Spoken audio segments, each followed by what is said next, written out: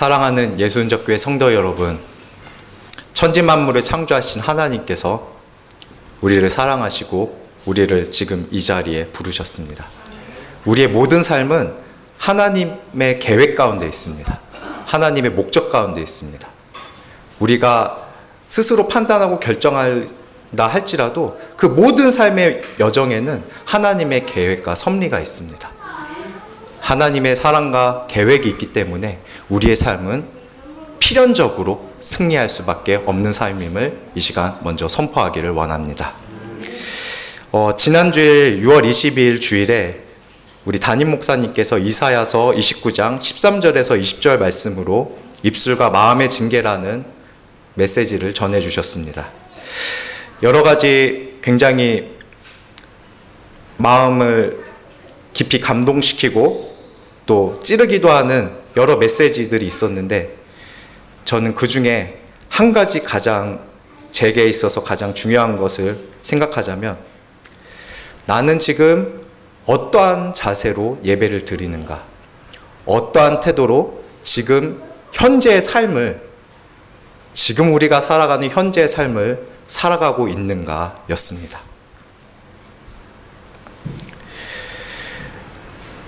오늘 본문 말씀이 신약성경 야고보서 1장 1절 4절에서 말씀은 제목은 여러 가지 시험을 만나거든입니다. 이것은 우리의 매일 삶 속에서 경험되는 주제이죠. 우리는 매일 많은 어려움들을 겪지 않습니까? 많은 시련을 겪지 않습니까? 많은 고민과 불안을 안고 살지 않습니까? 오늘 야고보서의 저자는 예수님의 친동생이었던 마리아인 어머니에게서 함께 자라난 친형제 야고보, 초대교회 예루살렘 교회의 목회자였던 야고보가 전해주는 권면의 메시지입니다. 이것을 통하여서 지난주와 이어지는 설교라고 보셔도 될 것 같아요. 그래서 우리가 어떠한 자세로, 어떠한 마음가짐으로 살아가야 될 것인가를 살펴보려고 합니다.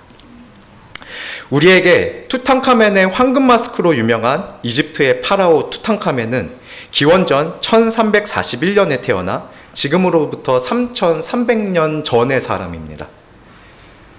1341년에 태어나 10살, 지금으로 치면 초등학교 3학년의 나이에 그때 당시에 최대 제국이었던 이집트의 파라오가 되었습니다. 10살의 나이에, 초등학교 3학년 나이에 최고 통치자가 된 거예요. 왕의 자녀는 준비하는 기간이 있지 않습니까?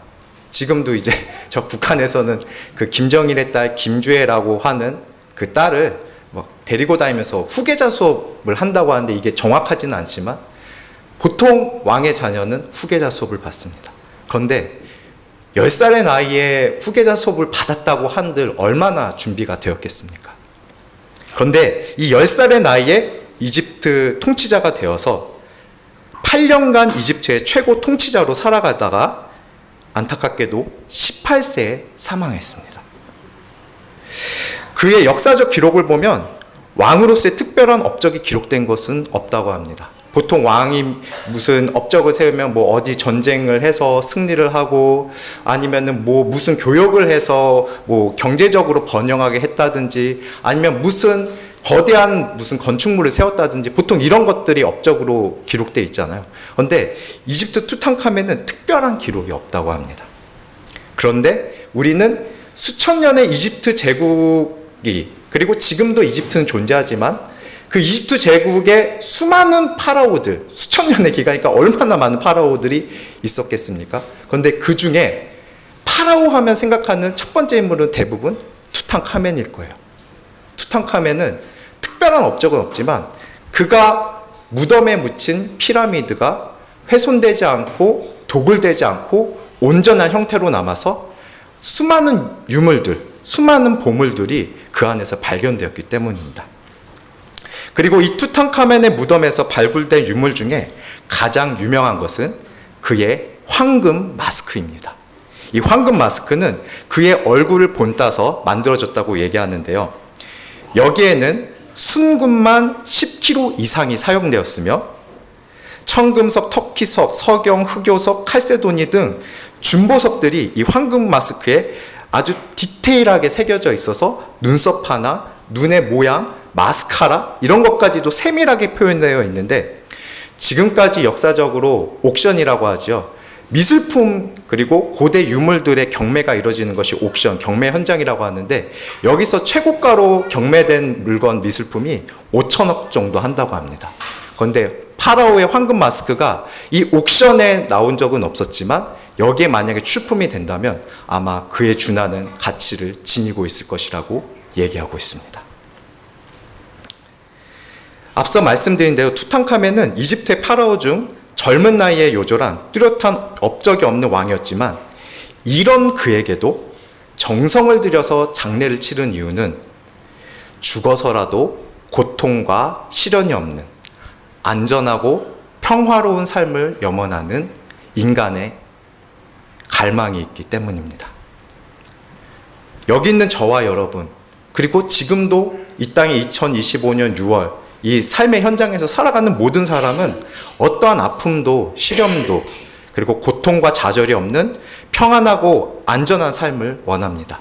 그리고 그것이 비록 이 땅에서는 이루어지지 못했어도 죽어서라도 이어지길 염원하는 마음이 동서고금을 막론하고 여러 무덤들과 그리고 그 무덤에 새겨진 비문에 기록되어 있습니다. 하지만 우리가 살아가는 삶은 고난과 시련, 행복과 좌절의 연속입니다. 생사고락이라고 하죠. 생명과 죽음, 고통과 기쁨. 이것이 계속 반복되는 삶을 우리가 살아가고 있습니다. 우리의 삶을 생각해 보면 지금 굉장히 힘든, 불안했던 그런 것들이 많이 이미지가 각인되어 있을 텐데요. 생각해 보면 우리는 너무나 감격스러운 그런 행복한 순간들을 경험해 왔습니다. 하나님의 자녀인 우리 그리스도인에게도 그런데 이러한 아픔과 시련과 고난은 계속 되어집니다. 하나님의 자녀면 그냥 아무 걱정 없이 그냥 살아야 되는 거 아닌가? 하나님이 모든 걸 바로바로 응답해 주시지 않으셔야 되는가? 하나님께서 구하라 주실 것이요, 찾으라 찾을 것이요, 문을 두드리라 하면 열릴 것이라 하셨는데, 아무리 구해도 아무리 나아가도 아무리 찾아도 당장은 뭔가 바뀌는 것이 없는 것 같습니다. 그런데 이런 우리가 살아가는 삶의 현장들, 우리의 직장, 우리의 가정, 우리의 학교, 우리의 살아가는 모든 영역에서 오늘 본문의 저자인 야고보는 우리에게 이렇게 권면하고 있습니다. 말씀드린 대로 오늘 본문의 저자인 야고보는 예수님의 친동생입니다. 보통 우리가 우리 자신을 소개할 때 우리에게 가장 내세울 만한 것을 얘기하잖아요. 저는 그래서 제가 일하는 일터에서는 일부러 얘기하고 다니지 않는데, 근데 제가 목사라고 말씀드립니다. 저는 이게 가장 자랑스럽거든요. 물론 윤호 아빠, 저의 아내, 남편 이런 것도 굉장히 감사하지만 저는 제가 목회자라는 것이 굉장히 자랑스럽거든요. 그런데 예수님의 동생인데, 친동생인데, 예수님과 함께 자랐는데, 예수님과 함께 목욕도 하고 밥도 먹고 예수님과 다투지는 않았을 것 같아요. 예수님은 죄가 없으시다고 하셨으니까 다 용서하시고 이해하시고 받아주셨을 것 같긴 한데, 예수님과 함께 자란 혈연이지 않습니까? 우리가 여러 가지 많이 자랑하지만 가장 강력한 건 혈연이에요. 내가 누구 아들입니다. 내가 누구의 손자입니다. 내가 누구와 어떤 사촌지간입니다. 이 혈연이 가장 강력한데, 여기 야고보서의 저자인 야고보는 1절에 이렇게 얘기합니다. 하나님과 주 예수 그리스도의 종 야고보. 나는 예수님의 친동생입니다. 나는 예수님과 각별한 사이입니다 라고 얘기하지 않고 예수님의 종입니다 라고 얘기합니다. 에베소서 6장 20절 말씀입니다. 이 일을 위하여 내가 쇠사슬에 매인 사신이 된 것은 이 일에 대하여 당연히 할 말을 담대히 하게 하려 하심이니라. 야고보는 앞서 말씀드렸지만 나는 예수 그리스도의 종입니다 라고 얘기했습니다. 종이라는 것은 매임받은 사람이라는 뜻입니다. 나는 그에게 속했다. 나는 그에게 구속되었다. 나는 그에게서 벗어날 수 없는 상태라는 것을 얘기하는 겁니다. 보통 구속됐다고 누구에게 속했다고 얘기하는 거는 정말 좋은 것이 아니면 사실 얘기하기 좋지 않잖아요. 우리는 나의 삶이 나의 것입니다. 내 권리는 내 것입니다. 누구도 침해할 수 없습니다. 영역 침범하지 마세요. 여기 넘어오지 마세요. 라고 하잖아요. 그런데 야고보는 아주 자랑스럽게 자신이 예수 그리스도에게 속한 사람이라고 얘기하고 있습니다. 바로 여기에 제가 말씀드렸던 여러 가지 시련을 대하는 승리의 비결이 담겨 있습니다. 첫 번째 비결인데요. 바로 우리의 삶은, 여기 있는 저와 여러분의 삶은 그리스도 예수에게 속한 사명자의 삶이라는 것입니다. 사명자의 삶입니다. 여기 있는 저와 여러분 모두가 주 예수 그리스도께 속한 사명자입니다. 보통 많은 분들이 선교사, 목사, 전도사 이런 목회자의 직분을 가진 사람만 사명자라고 생각하기 쉬운데 성경에서는 그렇게 얘기하지 않습니다. 모든 그리스도인이, 모든 하나님의 자녀가 사명자라고 얘기하고 있습니다. 마태복음 28장 18절에서 20절이죠. 예수님께서 승천하시다 하신 말씀, 가서 모든 족속으로 제자를 삼아 아버지와 아들과 성령의 이름으로 세례를 주고 내가 너희에게 분부한 모든 것을 가르쳐 지키게 하라. 물론 첫 번째로는 이건 목회자에게 해당되는 말이기도 하지만 모든 사명자에게 해당되는 말입니다.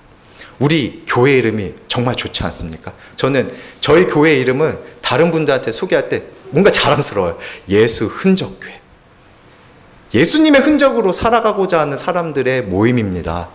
예수 그리스도의 흔적으로 살아가고자 하는 마음을 갖고 주님을 섬기는 교회입니다. 공동체입니다. 라고 우리가 소개하고 있잖아요. 그것은 예수 그리스도의 종으로 살아가는, 예수 그리스도와 동행하기를 갈망하는 사람들, 즉 사명자라는 것을 얘기하는 것입니다.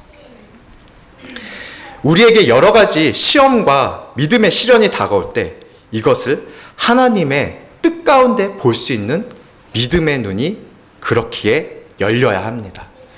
우리가 살아가는 모든 순간들, 직장에서 생기는 일들, 학교에서 벌어지는 일들, 가정에서 벌어지는 여러 가지 일들, 인간관계, 이 모든 것은 우리가 하는 지식으로 바라보면 그냥 벌어진 사건이고, 대부분의 일들은 우리를 피곤하고 힘들고 마음을 불편하게 하기 때문에 좋지가 않아요. 그런데 야고보가 말씀하잖아요. 너희가 여러 가지 시험을 만나거든. 이 시험은 교회에서 일어나는 시험만 얘기하는 것이 아닙니다. 우리가 살아가는 모든 삶의 현장에서 일어나는 일들을 얘기하는 거예요. 그것을 믿음의 시련으로 받아들여라. 믿음의 눈을 떠서 받아들여라. 믿음의 귀를 열어서 받아들여라. 우리가 살아가는 모든 삶에 속한 모든 것들이 다 하나님께서 우리에게 허락하신 믿음의 시련입니다. 라고 야고보는 얘기하고 있는 것입니다. 이어서 본문 2절 말씀 보겠습니다. 내 형제들아, 너희가 여러 가지 시험을 만나거든 온전히 기쁘게 여기라. 야고보는 삶에서 다가오는 여러 가지 시련과 시험, 어려움과 고난이 닥칠 때 그것을 기쁘게 여기라고 말하고 있습니다. 그냥 기쁜 척해라, 연기해라, 긍정적으로 생각해라 라고 하는 게 아니라 그냥 기쁘게 여기라는 것이에요. 기쁜 것으로 간주하라고 하는 것입니다. 성경에는 기뻐하기 어려운 순간에, 다시 말씀드리지만 기뻐하기, 감사하기 어려운 순간에 기뻐하고 감사하라는 말씀이 곳곳에 기록되어 있습니다. 시편 37편 4절과 5절 말씀입니다. 너의 길을 여호와께 맡기라. 저를 의지하면 저가 이루시고 또 여호와를 기뻐하라. 저가 내 마음의 소원을 이루어 주시리로다. 여기 시편 37편 저자는 기뻐할 만한 일이 있는 상태가 아닌 거예요. 너의 길을 여호와께 맡기라라고 하지 않습니까? 맡기라라고 하는 건 자신에게는 확실한 플랜이 없다는 거예요. 기댈 곳이 없다는 거예요. 안전하지 않다는 거예요. 불안하다는 거예요. 어려움이 있다는 겁니다. 근데 이때 여호와께 맡기라라고 하고 있습니다. 그리고 여호와를 기뻐하라. 저가 내 마음의 소원을 이루어 주시리로다. 주님께서 우리의 마음의 소원, 우리의 갈망을 이루어 주신다고 말씀하고 있습니다. 하박국 3장 18절 19절 말씀입니다. 비록 무화과 나무가 무성치 못하며 포도나무에 열매가 없으며 감람나무에 소출이 없으며 밭에 식물이 없으며 우리의 양이 없으며 외양간에 소가 없을지라도 나는 여호와로 인하여 즐거워하며 나의 구원의 하나님을 인하여 기뻐하리로다. 이 구절 그대로 보면 나는 망했습니다예요. 가능성이 없습니다. 재기할 어떠한 소망도 보이지 않습니다. 지푸라기 하나 보이지 않습니다예요. 아무것도 없습니다. 나 완전히 망했습니다. 파산했습니다입니다. 근데 이때 나는 여호와로 인하여 즐거워하며 나의 구원의 하나님을 인하여 기뻐하겠습니다. 모든 가능성이 사라졌고 절망, 아무것도 안 보이고 내 몸은 병들었고 계속 아프고 나아지지 않고 경제적으로도 힘들어지고 힘겹기만 하고 마음의 불편이 계속 가중되는데 이때 나는 여호와로 인하여 기뻐하겠다 라고 다짐하며 선포하며 결단하며 나아가는 것입니다. 다시 말씀드리지만 기뻐할 수 없는 순간에 감사할 수 없는 순간에 여호와로 인하여 기뻐하기로 결단하고 다짐하며 나아가는 것입니다. 느헤미야 8장 10절 말씀입니다. 여호와로 인하여 기뻐하는 것이 너희의 힘이니라. 빌립보서 4장 4절입니다. 주 안에서 항상 기뻐하라. 내가 다시 말하노니 기뻐하라. 주님 안에서 부름받은, 주님의 부름을 받은 사명자, 저와 여러분 우리 모두는 하나님이 우리와 함께 하시기에 기뻐할 수 있는 것입니다. 근거 없이 기뻐하라는 게 아니라 미친 척 하라는 것이 아닙니다. 하나님이 계시니까 하나님이 우리와 함께 하시니까 기뻐하라는 것입니다. 하나님이 살아계시니까.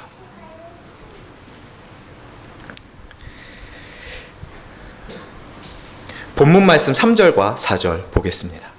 이는 너희 믿음의 시련이 인내를 만들어내는 줄 너희가 알미라. 인내를 온전히 이루라. 이는 너희로 온전하고 구비하여 조금도 부족함이 없게 하려 함이라. 우리가 우리의 가정에서, 우리의 일터에서, 그리고 여러 삶의 현장에서 고난과 시련, 아픔을 겪을 때 기뻐할 수 있는 두 번째 승리의 비결은 여러 가지 시험, 우리가 매일 만나는, 지금 제가 시험 얘기했을 때 떠오르는 거 있잖아요. 바로 떠오르는 그 불편한 거 있잖아요.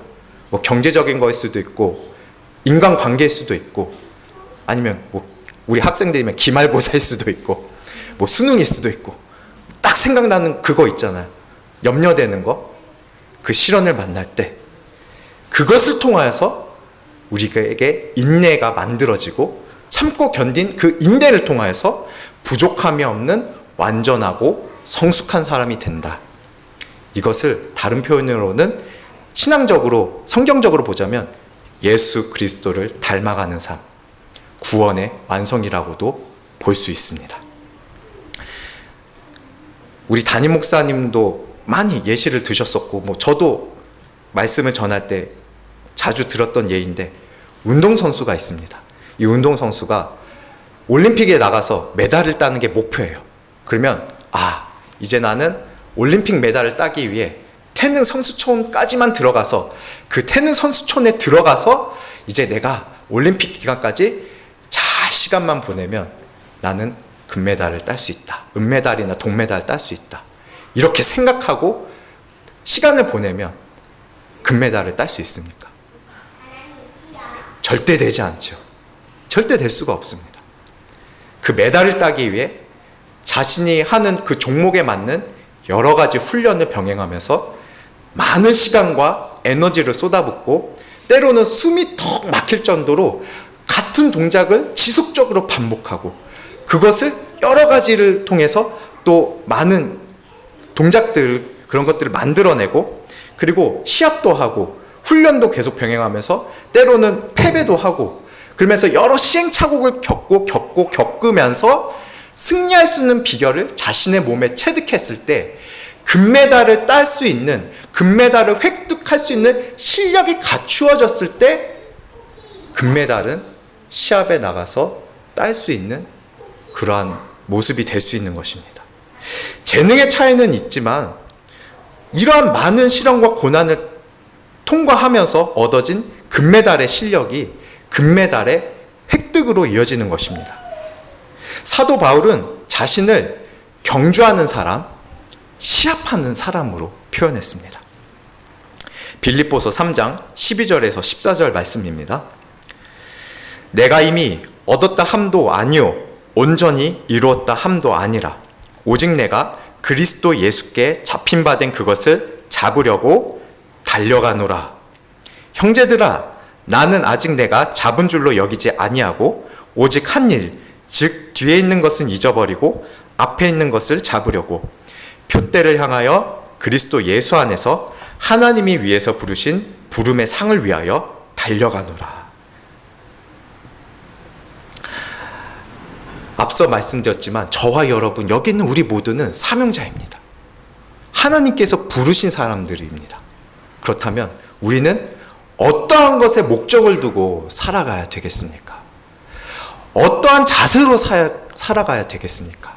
우리가 일하는 일터는 단순히 돈을 벌기 위해서 일하는 곳입니까? 나의 학교는 단순히 내가 성적이 잘 나오고 좋은 대학 가고 그 다음에 좋은 직장 취직해서 많은 연봉을 벌고 좋은 집을 사고 나의 자산을 계속 늘리기 위해서 다니는 곳입니까? 학원도 그런 것입니까? 그게 아니라는 것입니다. 성경은 그렇게 얘기하지 않아요. 여기 있는 저와 여러분 최소 세례를 받을 때 우리 모두 예수님 나의 주님입니다 고백하고 자신의 입으로 고백하고 우리가 세례 받았잖아요. 그럼 예수님이 우리의 주인이에요. 우린 사명자예요. 이거 도로 물릴 수 없는 겁니다. 도로 물릴 수 없는 거예요.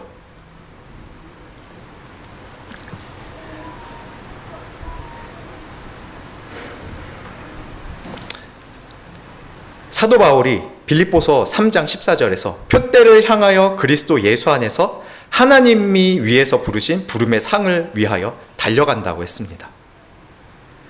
지금 우리가 살아가는 이 땅에서 살아가는 우리의 삶, 우리의 현장, 우리가 살아가는 모든 영역은 우리의 사명의 삶을 마치고 주실 하나님의 상이 포함되어 있는 영역이라는 것을 꼭 기억해야 합니다.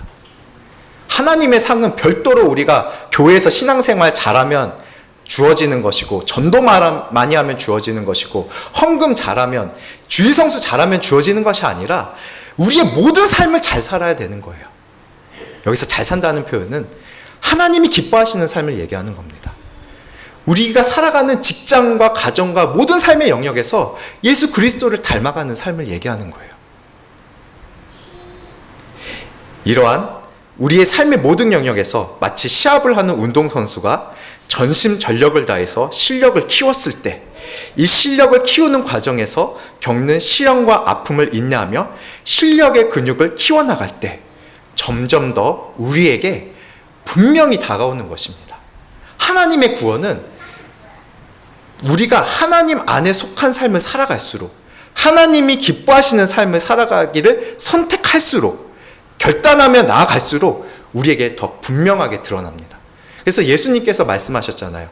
나를 믿는 자는 성경의 이름과 같이, 제가 조금 헷갈렸는데, 나를 믿는 자는 죽어도 살겠고 무릇 살아서 나를 믿는 자는 영원히 죽지 아니한다는 말씀은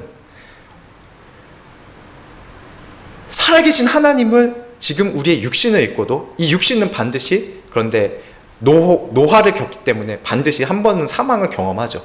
근데 그 사망이 그냥 죽는 게 아니라는 거예요. 하나님의 생명을 경험하는 삶을 살아갔기 때문에 죽음은 하나님을 더 분명히 만나는, 살아계신 하나님을 만나는 관문과 같은 것이라는 겁니다. 그래서 살아서 나를 믿는 자는 영원히 죽지 아니한다는 이 말씀은 영원하신 하나님의 생명을 경험하면서 살아가는 이에게 해당되는 말입니다.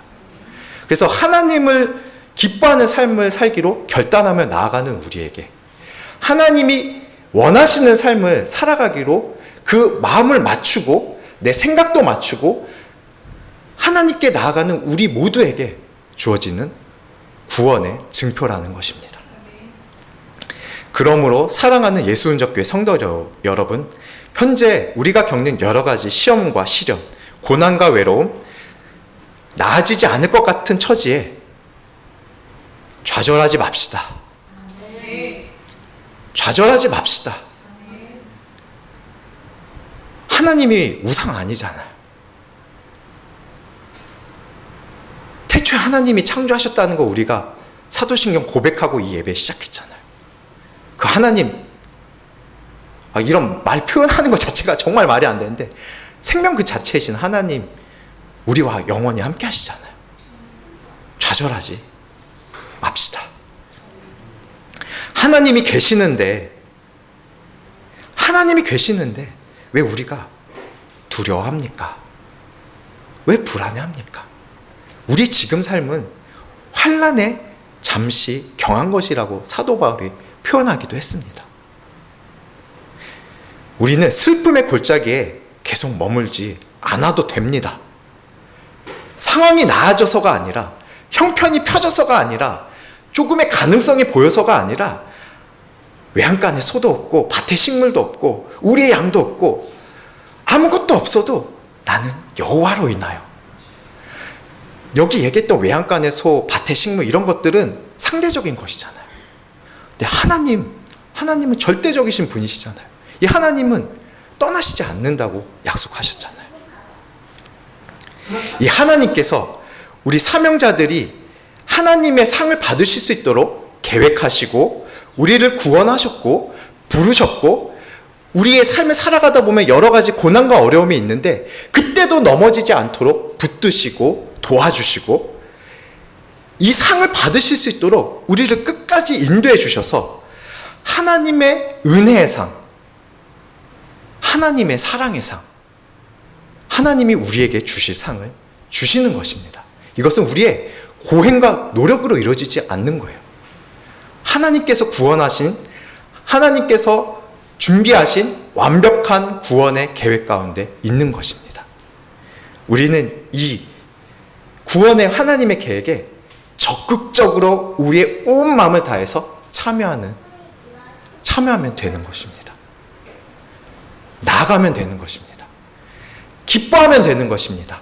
기뻐하기로 결단하며 나아가면 되는 것입니다. 그러면 여기서 한 가지 질문이 있죠. 자, 오늘 말씀에서, 아니면 때로는 하나님께서 어떤 감동을 주셔서 내가 정말 가능성 안 보이고 막 여러 가지로 막 압박이 계속 들어오는데 기뻐하기로 결단했어요. 그런데 그렇다고 해서 바로 나아지지 않죠. 바로 믿음이 막 엄청 성령 충만해서 막 항상 그렇지 않잖아요. 그때 그럼 우리가 어떻게 해야 되는 것이냐? 기도해야 되는 것입니다. 하나님, 내게 믿음 주세요. 하나님 바라보게 해주세요. 이 하나님을 향한 기쁨의 결단이 흔들리지 않도록, 이거 하나님이 분명히 기뻐하시는 것이잖아요. 하나님이 원하시는 것이잖아요. 그러면 하나님, 제가 이 결단이 무너지지 않도록, 이 마음의 자세가 무너지지 않도록 날 도와주세요. 간절히 기도하며 나아가는 것입니다. 그리고 이 믿음은 말씀에서 시작되지 않습니까? 그래서 계속 담임 목사님 그리고 저도 많이 정말 귀가 닳도록은 말씀 안 드리고 있습니다. 근데 말씀을, 하나님의 말씀, 이 성경을 끊임없이 들여다봐야 돼요. 끊임없이 하나님의 말씀에 우리의 시선을 두어야 합니다. 우리가 일하는 일터에 책상에 포스트잇으로 붙이던, 아니면 휴대폰에 뭐 알람을 맞췄건, 어떤 식으로든 하나님의 말씀이 내 눈에서 떠나지 않도록, 내 눈에서 때로는 볼 수 없는 상황은 암송해서 계속 그걸 가지고 기도해서 하나님의 말씀이 나를 통치하시도록, 하나님께서 말씀을 통해서 내 마음을 세워주시고 내 감정을 다스려주시고 내 생각을 좌정하실 수 있도록 끊임없이 나아가야 하는 것입니다. 기도하잖아요. 우리가 기도할 때 하나님 뭐 주세요, 어떤 거 이뤄주세요, 직장이 잘 풀리게 해주세요, 학교 성적 잘, 이러한 것도 당연히 기도하지만 무엇보다 기도해야 되는 것은 하나님 내 이 결단이 무너지지 않게 해주세요, 내 이 믿음이 흔들리지 않도록 도와주세요, 날 붙잡아 주세요. 끊임없이 모든 기도와 간구로 무시로 성령 안에서 기도하며 나아가야 될 줄로 믿습니다. 요한계시록 1장 1절에서 4절 말씀입니다. 하나님이 우리에게 주실 상입니다. 이 상은 모호하지 않습니다. 기록되어 있어요. 또 내가 새 하늘과 새 땅을 보니 처음 하늘과 처음 땅이 없어졌고 바다도 다시 있지 않더라. 또 내가 보매 거룩한 성 새 예루살렘이 하나님께로부터 하늘에서 내려오니 그 준비한 것이 신부가 남편을 위하여 단장한 것 같더라. 내가 들으니 보좌에서 큰 음성이 나서 이르되 보라, 하나님의 장막이 사람들과 함께 있으며 하나님이 그들과 함께 계시리니 그들은 하나님의 백성이 되고 하나님은 친히 그들과 함께 계셔서 모든 눈물을 그 눈에서 닦아주시니 다시는 사망이 없고 애통하는 것이나 곡하는 것이나 아픈 것이 다시 있지 아니하리니 처음 것들이 다 지나갔음이로라. 히브리서 11장 6절 말씀입니다. 하나님께 나아가는 자는 반드시 그가 계신 것과 그가 자기를 찾는 자들에게 상 주시는 이심을 믿어야 할지니라. 거룩한 성 새 예루살렘이 예수님께서 재림하실 때 우리에게 옵니다. 하나님의 나라는 우리가 보통 간다라고 많이 표현하는데 더 정확하게 표현하면 하나님의 나라는 새하늘과 새 땅은 우리에게 내려오는 것이에요.